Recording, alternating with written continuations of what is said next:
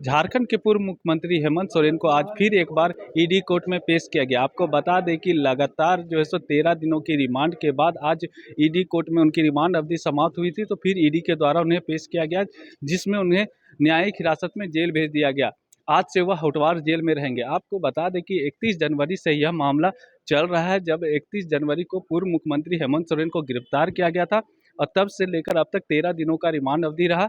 आज को लेकर महाधिवक्ता ने जो उनका पक्ष रखा और तभी से दोनों पक्षों के बीच कुछ बहस हुई और बहस होने के बाद ईडी की क्या फाइंडिंग आई 13 दिनों में और महाधिवक्ता ने क्या कुछ अपने दलील दी, उसके बारे में महाधिवक्ता ने क्या कुछ कहा, साथ ही साथ जेएमएम के नेताओं ने क्या कुछ कहा, आइए आपको सुनाते हैं।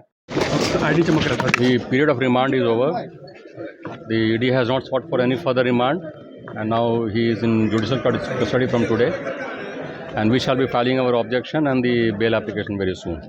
Sir, is there any possibility that a play would be made that he be shifted to a camp jail or maybe another option? Not at the moment. We are not claiming any special privileges as of now.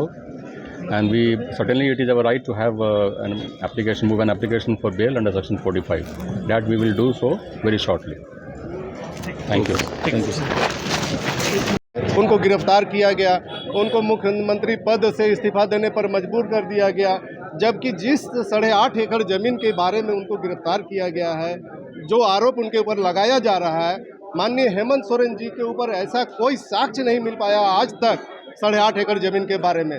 फिर भी वही 8.5 एकड़ ज़मीन के बारे में उनको आज तक कस्टडी में रखा गया है।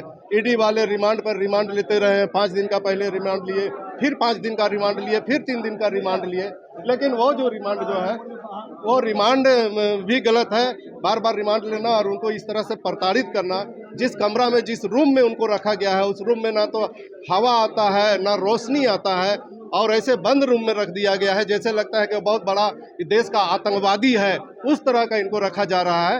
ये एक राजनेता है और झारखंड के चहेता है, झारखंड के दुलारू हैं, झारखंड के लड़ाकू हैं और झारखंड के अस्तित्व में लाने वाले उनके जो पिताजी माननीय हेमंत सोरेन जी, उनके माने दिसुम गुरु जी के पुत्र हैं। तो इसलिए ऐसे लोगों को इस तरह का रखना कहीं से भी ये नहीं है, ये कोई आतंकवादी नहीं है। इसलिए उनको अभी भी अगर होटवार जाया गया है तो उनको कैंप जेल में रखना चाहिए, इसलिए कि वो पूर्व के सीएम रहे हुए हैं और झारखंड के एक कद्दावर नेता हैं। सिर्फ झारखंड के ही नहीं, पूरे देश में हेमंत सोरेन जी का एक अलग पहचान है। लेकिन न्याय के सामने तो हर कोई सामान्य है, आप व्यवस्था क्यों चाहते हैं?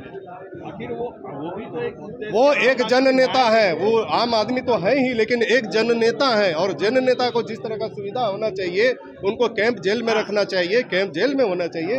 उनको आम कैदियों की तरह, वो बहुत बड़ा आतंकवादी नहीं है, बहुत बड़ा गुंडा नहीं है कि उनको उस तरह से गुंडाओं के बीच में या आतंकवादियों जैसे उनका साथ में व्यवहार किया जाए, ऐसा नहीं होना चाहिए। एक राजनेता है और समाज सेवक है, समाज के सेवा करने वाले हैं, राजनेता है, इसलिए उनको अलग से किसी कैंप जेल में रखना चाहिए जब तक उनका सुनवाई चलता है तब तक।